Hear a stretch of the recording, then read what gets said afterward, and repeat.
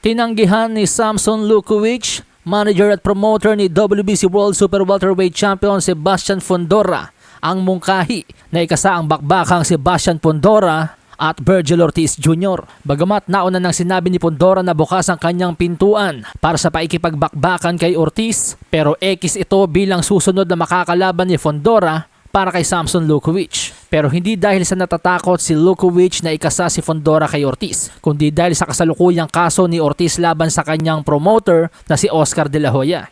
Ani Lukowicz, bakit pa natin pag-uusapan si Ortiz ngayon kung malamang na hindi ito makakalaban ngayon na sa susunod na taon at malapit na rin siyang tanggalan ng WBC interim title, kaya mas mabuti pang ibang pangalan na lang ang pag-usapan natin. Tanungin niyo ako kung sino at saka ako sasabihin sa inyo kung posible o hindi, pero si Ortiz tanggal muna yan sa laro.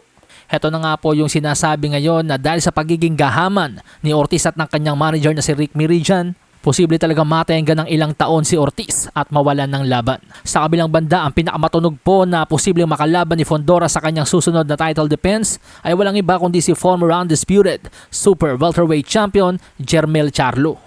Bagamat bukas si Fundora sa paikipag-unification sa ibang kampyon, ngunit sa ngayon hindi magtutugma ang kanyang schedule sa ibang champion tulad ni Sander Sayas na napapabalitang maikipagsagupaan kay Jarwan Boots Ennis sa darating na Hunyo.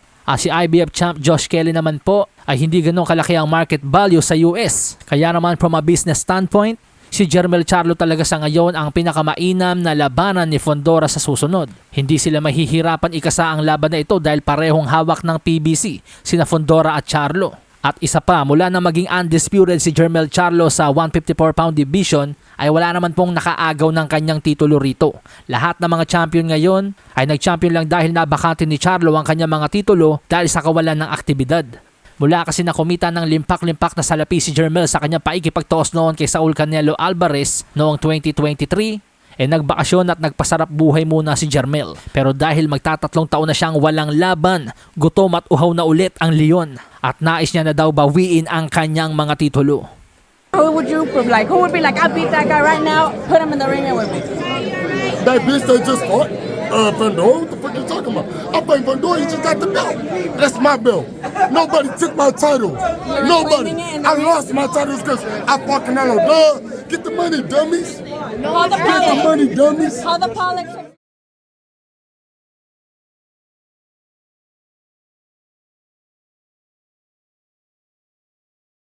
Sahin ang baraha, patunayan mo sa'kin ha. Sino man ang mabunot na kalaban, di ka tatakbo ha. Sa bayan ko sa bayan, papalag ako para sa bayan. Basagan na bungo para sa'kin, putek, pabor, pangayan. Walang Preno TV.